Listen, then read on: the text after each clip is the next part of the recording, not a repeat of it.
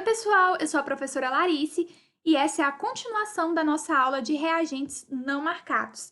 Nesta aula, vamos aprender sobre aglutinação. O fundamento básico das técnicas de aglutinação é similar ao princípio das de precipitação.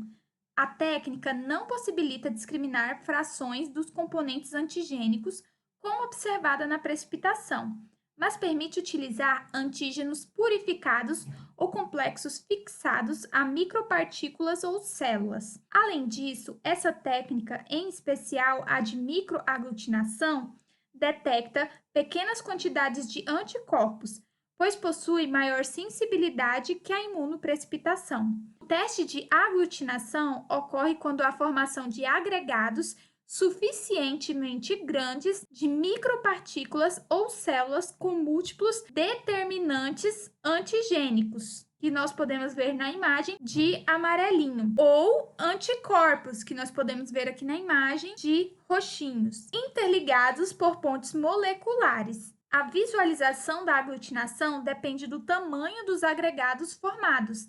Os tipos de aglutinação são aglutinação direta, inibição da aglutinação direta, aglutinação indireta ou passiva, inibição da aglutinação indireta, microaglutinação e floculação. A aglutinação direta, o antígeno faz parte natural da célula e a aglutinação dessas células promovidas por anticorpos contra esses antígenos. Os testes que utilizam hemácias como células antigênicas também podem ser chamados de hemaglutinação direta, como é a tipagem sanguínea de antígenos eritrocitários ou a pesquisa de anticorpos heterófilos na mononucleose infecciosa. Na aglutinação direta, partículas que apresentam determinantes antigênicos naturais em sua superfície são colocados em contato com amostras contendo anticorpos. Então, a aglutinação direta é quando o antígeno, o determinante antigênico, ele já está presente em superfícies naturais. Pode ser uma hemácia, pode ser uma bactéria, pode ser um fungo. Então, na imagem, nós temos o anticorpo presente na amostra. Esse anticorpo, ele reconhece esse antígeno. Então, o kit vai ter o quê? A hemácia recoberta com antígenos. Em contato com o anticorpo, essa hemácia vai formar agregados visíveis, que é a aglutinação. Se o indivíduo não possui resposta imunológica contra o antígeno que eu estou pesquisando, antígeno esse que está na superfície da minha hemácia do kit, ele não vai produzir aglutinação.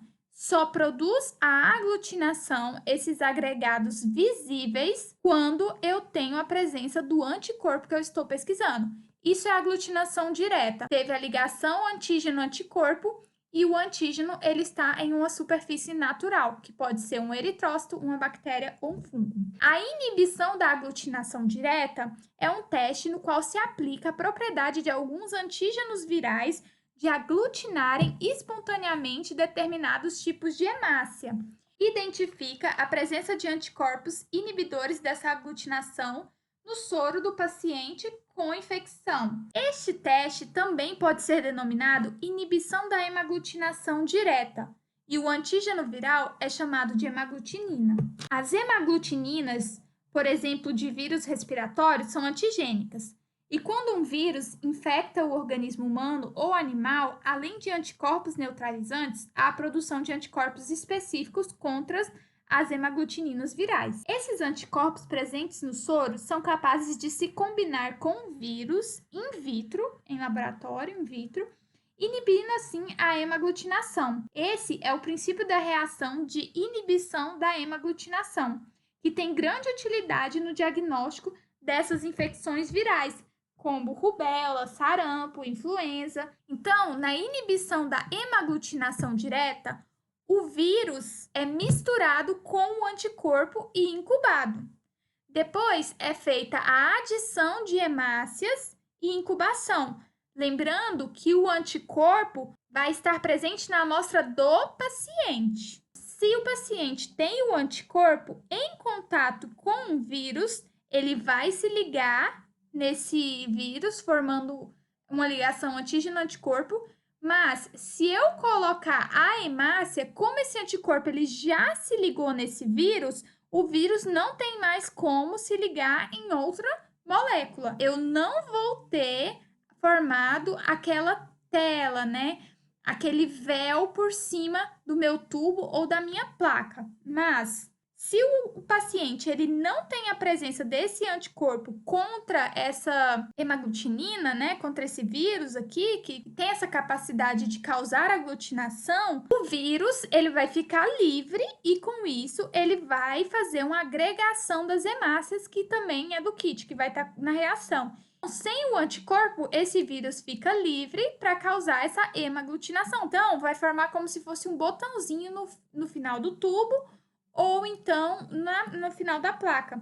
A capacidade de hemaglutinação do vírus ela é bloqueada quando o vírus reage com um anticorpo específico. Vamos observar a imagem de inibição da aglutinação direta. Uma amostra negativa, ela não vai apresentar anticorpos específicos contra aquele antígeno viral. Esse antígeno, ele vai conseguir se ligar em hemácias e causar uma aglutinação. Se eu tenho a presença aqui da aglutinação, que é a formação desse véu ou no tubo ou na placa, o meu resultado é negativo, porque significa que eu não tenho a presença dos anticorpos. Quando eu tenho a presença dos anticorpos na amostra do meu paciente, esses anticorpos vão se ligar nesse antígeno e quando eu fizer a incubação com hemácias, esses antígenos vizinhos aqui, eles já vão estar grudados nos anticorpos, eles já vão estar ocupados. Quando eu acrescentar a hemácia e incubar, eles já não vão mais se ligar nessa hemácia, porque eles já vão estar ligados ao anticorpo. Com isso, não vai haver aglutinação e o teste vai formar esse botãozinho no final da placa ou do tubo, mostrando um resultado positivo. A aglutinação indireta, ou também conhecida como aglutinação passiva, os antígenos ou anticorpos solúveis estão associados a outra superfície. Então, vejam a diferença clara da aglutinação direta com a indireta. Na direta, o antígeno estava em uma superfície natural, ele já fazia parte. Aqui na aglutinação indireta, eu vou usar uma molécula, uma superfície diferente, pode até ser uma hemácia, mas isso vai ser feito em laboratório, vai ser preparado e esse antígeno vai ser incorporado ou nessa hemácia ou numa partícula de látex. Então, isso é aglutinação indireta. Eu vou utilizar uma outra superfície, não é uma superfície natural. O suporte com o antígeno, ele é adsorvido. Então, por exemplo, o antígeno pode ser incorporado na hemácia para fazer a pesquisa de anticorpos. Ou então, o suporte ele pode ser absorvido com anticorpos. Eu coloco o anticorpo no suporte, isso é conhecido como aglutinação reversa, e faço a pesquisa das proteínas e dos antígenos. Então, quando o suporte, né, ele é adsorvido, ou seja, eu incorporo antígenos nele em uma hemácia, né? Eu incorporo antígenos adsorvidos em hemácia, eu vou estar fazendo a pesquisa de anticorpos. Porque o que vai ter no meu kit é essa hemácia com o antígeno que eu coloquei nela. Se eu faço o anticorpo aqui, aí eu vou estar pesquisando antígeno. Então, é o contrário. Então, tem que prestar atenção. Se eu estou utilizando hemácias, eu estou me referindo à hemaglutinação indireta, porque eu estou colocando o antígeno nessa superfície. Ele não faz parte da superfície natural dessa hemácia.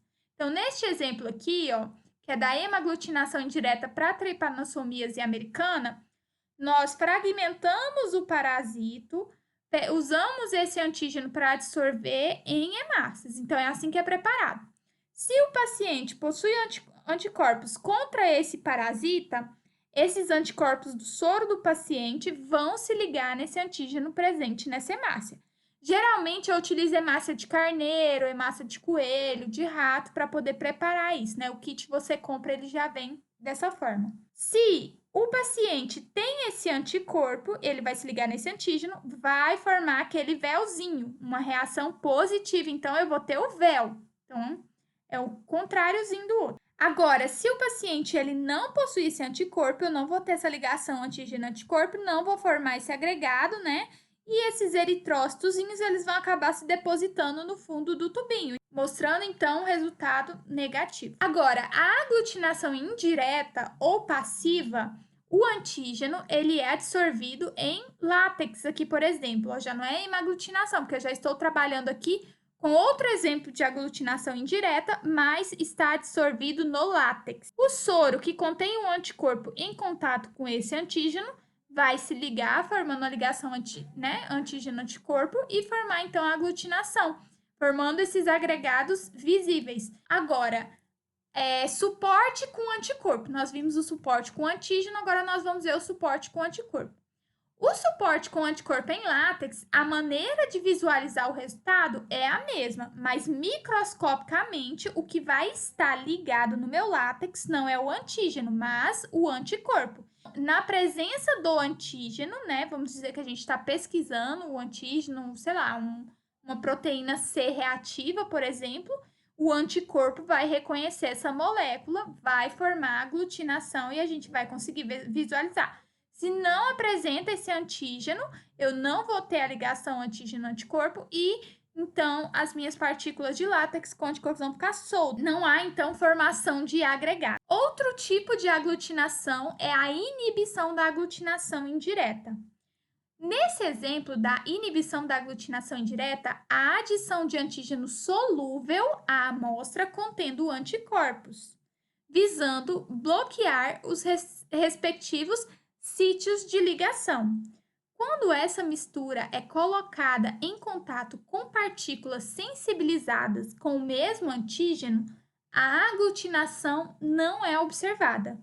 O anticorpo em solução apresenta maior facilidade, né, acessibilidade de interagir com os antígenos na amostra do que com aqueles adsorvidos às micropartículas ou células. O teste, ele também recebe a denominação de hemaglutinação, mas aí neste caso vai ser a inibição da hemaglutinação indireta, quando o suporte empregado para a adsorção de antígeno ou anticorpo é a hemácia. Então, nesse caso, ele não é uma superfície natural, ele vai ser um suporte à hemácia. Então, se a amostra do paciente tem o antígeno, esse antígeno vai se ligar no anticorpo do kit, formando uma ligação antígeno-anticorpo.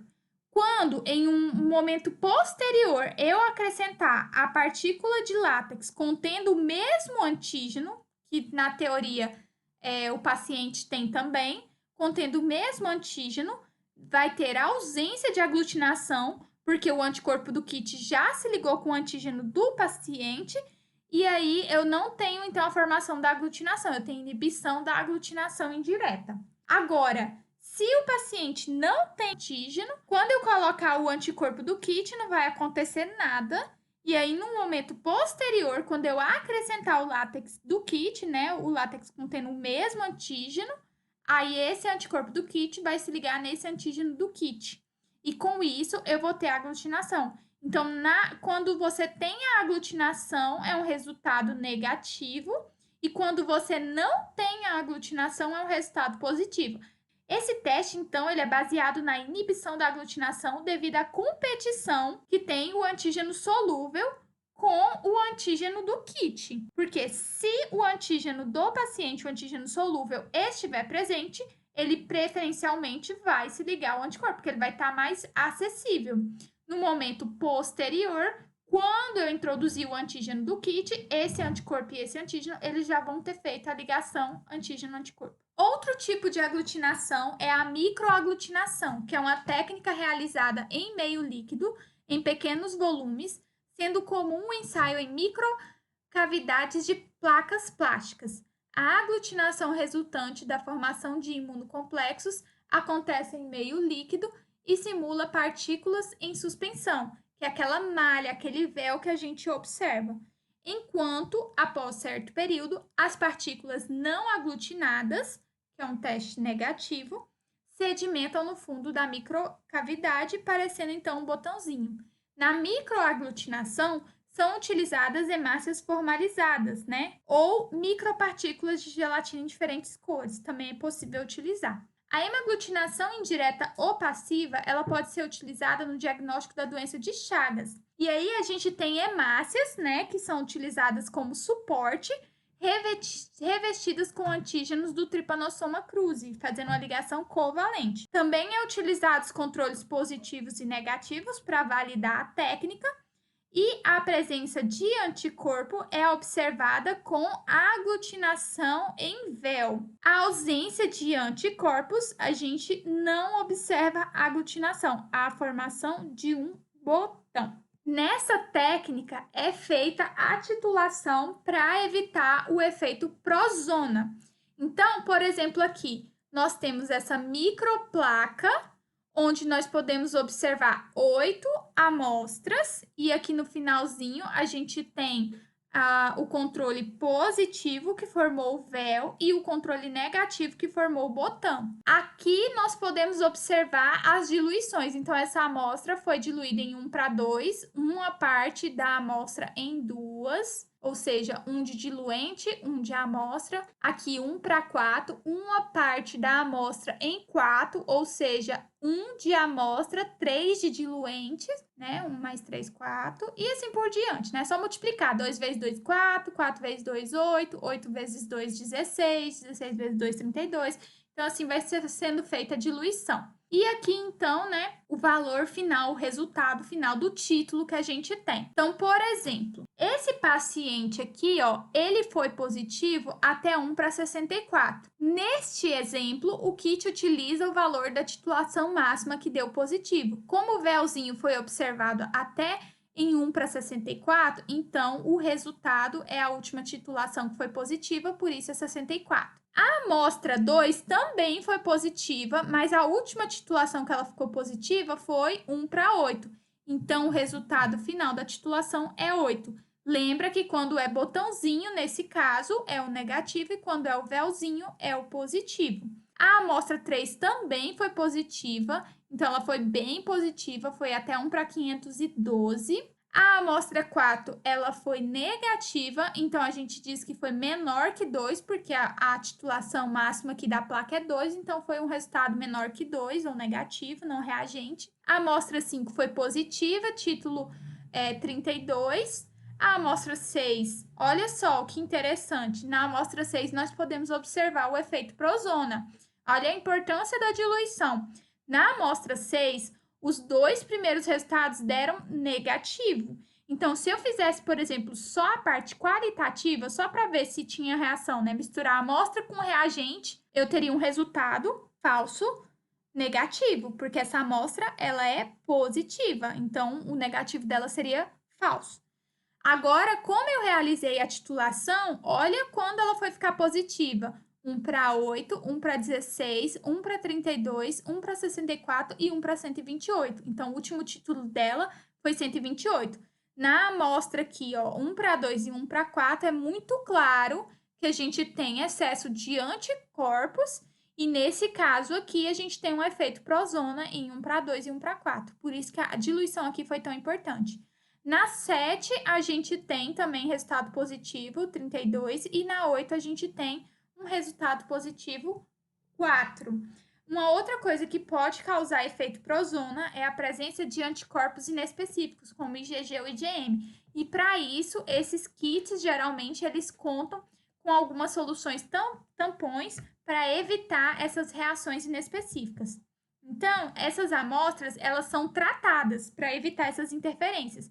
Então, eu posso tratar com FR para remover imunoglobulinas da classe IgG, e posso tratar com 2-mercaptoetanol, que é para remover as imunoglobulinas da classe IgM, que podem causar essas reações inespecíficas. Vamos ver como que funciona. Por exemplo, o tratamento com FR, né, que é com fator reumatoide, que pode dar interferência no exame, né, se a pessoa tiver a presença desse anticorpo. Aqui é o soro diluído sem o tratamento com FR, é uma ampolinha que vem no kit que a gente coloca, tá? Então, sem esse tratamento, esses anticorpos aqui de fator reumatoide, eles vão causar um resultado, né, positivo. Então, isso aqui é um falso positivo. Olha aqui o resultado negativo onde foi dar, por causa da presença desses anticorpos. Agora, quando eu trato, eu elimino esses anticorpos de fator reumatoide, e aí olha o meu resultado aqui todo negativo. Então, também é muito importante tratar a amostra com essas substâncias. Vamos ver, então, o tratamento com 2-mercaptoetanol, né? Ele desnatura proteínas, então ele faz a remoção de IgM. No número 1, nós podemos observar um soro sem tratamento que apresenta a presença de anticorpos da classe IgG e IgM. Então, aqui a gente teve todos os resultados positivos. No segundo exemplo, nós tratamos só com fator reumatoide, então nós retiramos as IgGs, mas as IgMs continuaram. Então, a gente ainda teve um resultado falso positivo. No exemplo 3, nós tratamos tanto com fator reumatoide quanto 2-mecapto, e aí sim, nós tivemos todos os resultados negativos. Outro tipo de aglutinação é a floculação, que ela é uma variante da aglutinação indireta, e ela ocorre quando a interação direta de anticorpos específicos com o antígeno leva à formação de imunocomplexos em meio líquidos, e eles só podem ser detectáveis com auxílio de lupa ou microscopia óptica. É, por exemplo, o fundamento do VDRL, que utiliza uma suspensão antigênica alcoólica de cardiolipina, cristais de colesterol e lecitina, preparada em salina tamponada, e é empregada para pesquisa de anticorpos anticardiolipina, né? Chamados de reaginas, frequentes na sífilis.